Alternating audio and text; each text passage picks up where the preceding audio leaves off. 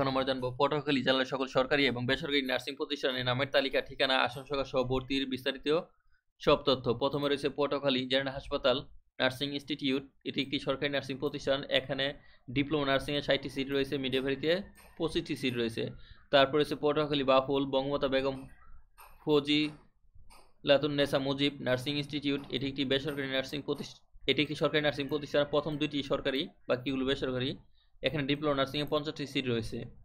তারপর হচ্ছে Patuakhali town Kalikapur Gazi Monibur Rahman nursing college. এটি একটি বেসরকারি নার্সিং প্রতিষ্ঠান। এখানে ডিপ্লোমা নার্সিং 80টি সিট, মিডওয়াইফারিতে 40টি সিট রয়েছে, বিএসসিতে 60টি সিট রয়েছে।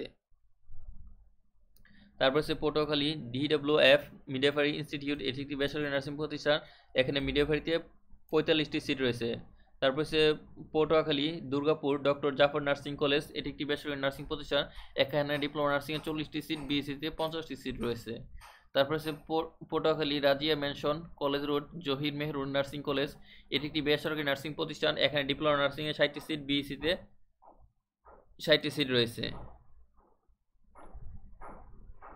এগুলো হলো পটুয়াখালী জেলার প্রতিষ্ঠান। এর পরবর্তীতে নার্সিং প্রতিষ্ঠান, নতুন কোনো প্রতিষ্ঠান চালু হলে বা আসন বৃদ্ধি পেলে আপডেট জানানো হবে। নার্সিং বিষয়ে যে কোনো প্রশ্ন বা চিকিৎসা থাকলে ভিডিও নিচে কমেন্ট বক্সে কমেন্ট করে প্রশ্ন করুন।